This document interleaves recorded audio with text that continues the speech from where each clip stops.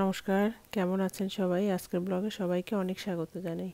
আশা করি সবাই অনেক ভালো আছেন। তো আজকে বাসায় আছি সবাই, আর স্নেহার কানে একটু ওষুধ দিয়ে দিচ্ছি। কান ফুরিয়েছে অনেক দিন হলো, কিন্তু কেন জানি কানের ঘা একদমই শুকোচ্ছে না, হালকা হালকা রয়েই গেছে। এই যা দেখেছেন, আজকে না আমি রাতের বেলা ওষুধটা দিতে ভুলেই গেছি। আর এটা হচ্ছে দিনের বেলা দুপুরের দিকে দিয়েছিলাম। তো কানে ওষুধটা দেওয়ার পরে এবারে হচ্ছে স্নেহার চুলে তেল দিয়ে দিচ্ছি, আর শ্রেয়াস ওদিকে খেলনা নিয়ে খেলা করছে আর মজার মজার কথা বলছে। জানেন, এখন এত দুষ্টু হয়েছে, এত দুরন্ত হয়েছে, মজার মজার কথা বলে, আর হাসতে হাসতে আমি স্নেহা শেষ। তো স্নেহার তেল দিয়ে দিচ্ছি, আর এই তেলটা অনেক ভালো। এটা হচ্ছে আফ্রিকান একটা অলিভ অয়েল, চুলের জন্য ভীষণ উপকারী। তো এটা দেওয়ার পরে এবার মহারাজের আদেশ, তার মাথায় তেল দিতে হবে, তো তার মাথায় তেল দিচ্ছি। দিদিকে দিলাম, দিদির না হয় চুল বড় বড়, তোমাকে আবার কেন দিতে হবে? তুমি বললে আমার স্নান করতে হবে, আমিও বললাম কলতে হবে, দিলাম কলতে হবে। এবার আমাদের শেষকেও একটু একটু করে দিয়ে দিচ্ছি, সামান্য সামান্য করে। দেখি একটু ভালো করে, ছোট চুল তো ধরা যায় না, ছোট চুল ধরা যায় না।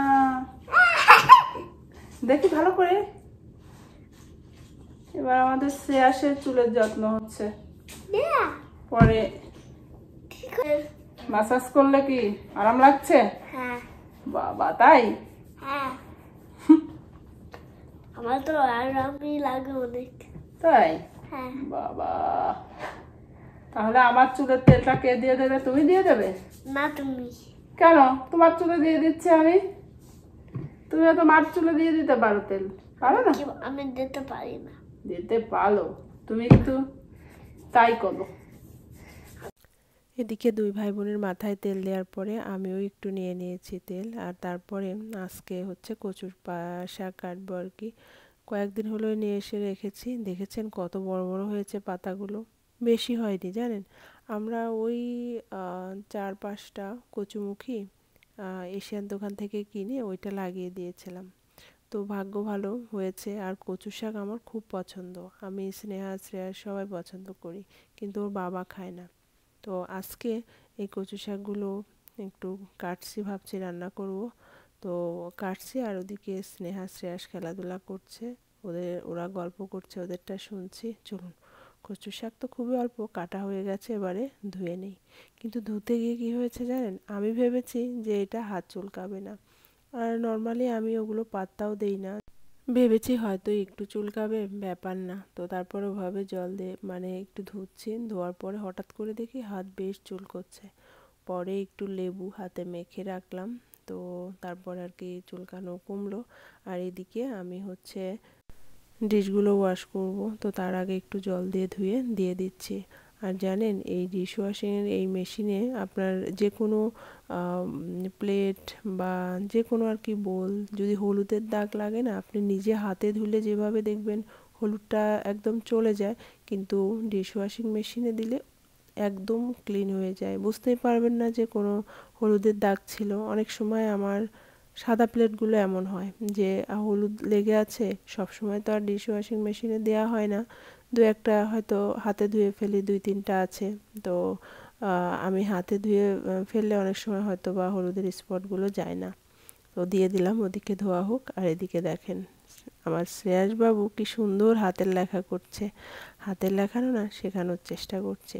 আমি স্নেহারও এরকম করেছিলাম, যখন স্কুলে যাবে তার আগেই, বিশেষত বিদেশে, দেশে ওটা ব্যাপার নয়, কিন্তু বিদেশে বাচ্চারা স্কুলে যাওয়ার আগেই অনেক ছোটই থাকে। এখানে তো আমার ছেলের বয়স মাত্র 4, তারপরেও স্কুলে যাচ্ছে। আর আমি কি করেছি, স্নেহার শ্রেয়াসের সেম স্কুলে যাওয়ার আগেই বাংলাটা মোটামুটি ধরিয়ে দিয়েছে ওদের, মানে শিখিয়ে ফেলেছি হাফ, যাতে করে স্কুলে গেলে অনবরত ইংলিশ পড়তে থাকবে, বাংলাটা টোটালি ভুলে যায়। তাই আমি স্কুলে যাওয়ার আগে অনেক কষ্ট করে, এত ছোট মানুষের কিন্তু নিজের নামটা লেখানো বিদেশের বাড়িতে অনেক কষ্টকর, কেননা বাংলার কোনো ছিটে ফোঁটাও নেই। তো যাই হোক, ছেলেটা লেখা শিখেছে, আর স্নেহা বাংলা পড়তেও পারে, আমাদের নামও লিখতে পারে। এদিকে আমি গল্প করতে করতে দেখুন লাউগুলো কাটা হয়ে গেছে আর শ্রেয়াস দুষ্টু মিষ্টি কথা বলছে। আজকে এত কথা বলছে। আর লাউটা দেখেন কি ফ্রেশ। বাগানের ফ্রেশ সবজি খাওয়ার মজাই আলাদা, কিন্তু দিন শেষ হয়ে আসছে। কয়েকদিন পরেই শীত পড়বে, আর কোনো কিছুই হবে না। চলুন এবারে রান্না শুরু করি। বলো। কি রান্না করছো? আমি মাছ ভাজছি। বাবা কালকে যে মাছ ধরেছে না, না, আমি করছিলাম। তুমি বলছিলে। আমি তো আগে কিছু করছিলাম। সেটাই তো, কালকে আমাদের সব মাছ কিন্তু আমাদের বাসার হলো শ্রেয়াস বেবিটা ধরেছে, তাই না? হ্যাঁ।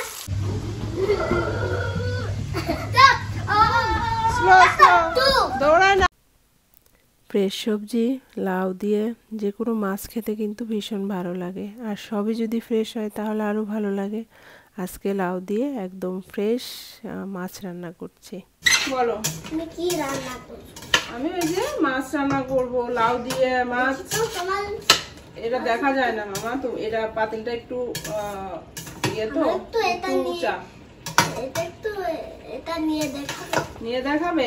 লাউ না, লাউ ভাজছি, মাছের ঝোল ও, করবো। আমি এই বাকি থেকে দেখতে পাচ্ছি মাছ।